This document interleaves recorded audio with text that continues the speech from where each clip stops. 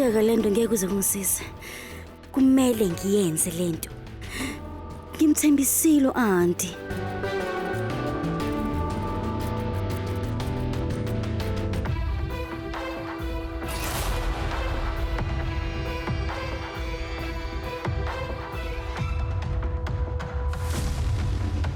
Walila.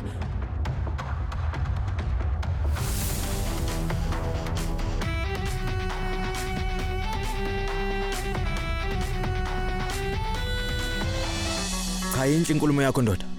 Asiboni ukuthi sophetha kanjani, sisebenzisane. Kulungile. Nomzana, ukudla sebekubekile ngale kwindle engasendla. Ngiyacela, ungahamba ungadlile ndoda. Ungadla lokho kwamanje.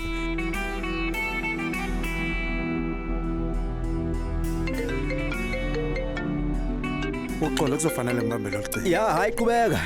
Sawubona.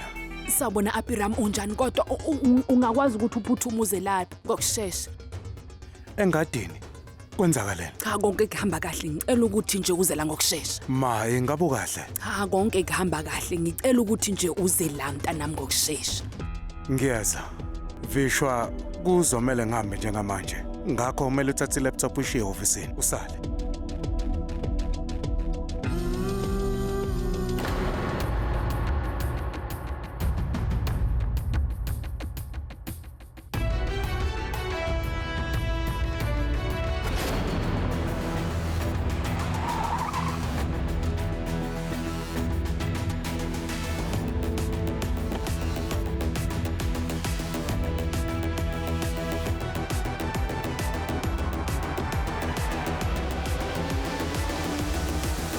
Lila ngicela ukuthi uqaphele. Hayi uzokwazi lo. Hayibo kuzokwenza kanjani Hayi kodwa lo? uzokwazi.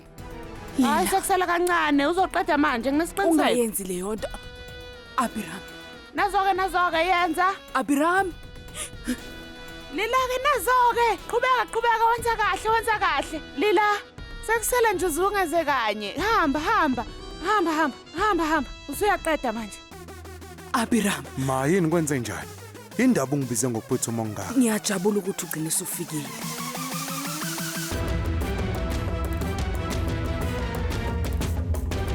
Ulilo sejikeleza isihlahla ka-1000 ngoba efuna ukuthi umamukele empilweni yakho.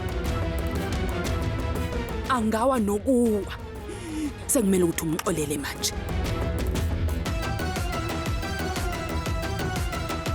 Ma, ingabe ungibizele lola? Abiram uyasibona isimo sakho ukuthi asikho kahle angawa noma inini ngiyacela mntanami.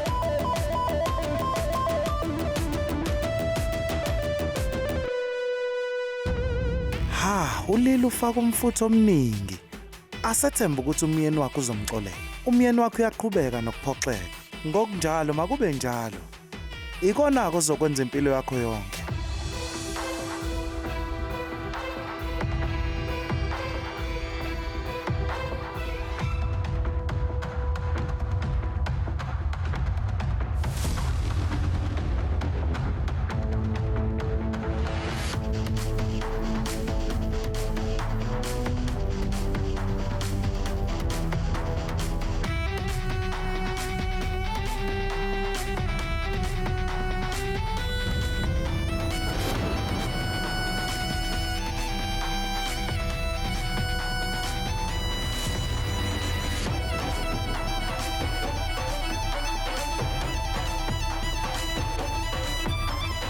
Umbhedo wani lo? Uma ngenandaba nolila pho kungane lokho emnakile. Ngiyabona ukuthi bona bayahlukana kodwa kuzothiwani ngempela makuphela bendawonye. Ungaphuthelwa ukuzibophezela ngo7 ntambama njalo ngomsombuluko kuya kulesihlanu on yours truly zizonke sisonke DStv channel 169.